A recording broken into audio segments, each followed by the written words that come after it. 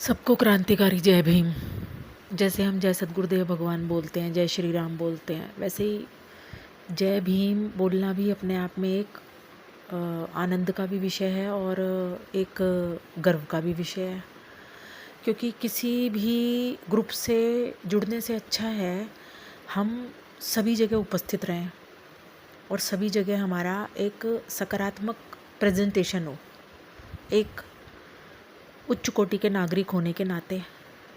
अब बात आती है नवबौद्धों की। नवबौद्धों का जो एक शिकायत है वो ये है सनातन धर्म और सनातन प्रेमियों से कि हमारे पे अत्याचार हुए और नवबौद्धों में भी एक जाति का ही वर्चस्व है। बहुत सारे लोग हैं जो शोषित पीड़ित वंचित हैं संवैधानिक वर्ग के हिसाब से, लेकिन नवबौद्ध बनने की जो वो है संख्या वो एक जाति विशेष की है। अब वो कौन है क्या है मैं इतना गहराई में नहीं जाती, मगर जिस तरीके से मैं रोज़ देखती हूँ अपनी महासरस्वती जी के बारे में बोलते हैं लोग कि सरस्वती काल्पनिक देवी है, रामचंद्र जी काल्पनिक हैं, रामायण काल्पनिक है।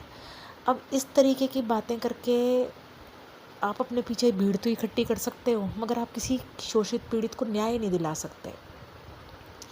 न्याय दिलाने के लिए आपको पहले अंदर से खुद प्रतिशोध की भावना निकालनी पड़ेगी। अब आप खुद तो प्रतिशोध की अग्नि में जले जा रहे हो, ठीक है। आपको सब कुछ दिया, चलो आप कहते हो हमें देवी देवताओं ने नहीं दिया, हमारा तो बहुत बुरा हुआ, हमें तो बाबा साहब ने दिया।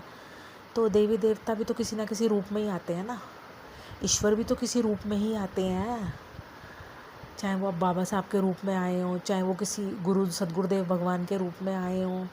अब कोई मूर्ति तो दे नहीं देगी कुछ, जो देगा जीवित जागृत ईश्वर ही देगा। रामचंद्र जी जब थे तो उन्होंने भी अपनी प्रजा के लिए एक बहुत अच्छे राजा बने वो।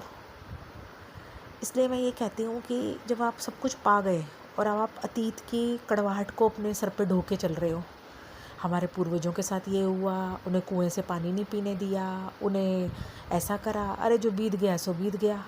अब आप अपने वर्तमान में जो मीठे फल आपको प्राप्त हुए हैं उन फलों को अपने जीवन में उसका रस को चखकर अपने जीवन को सुवासित कीजिए, सुगंधित कीजिए।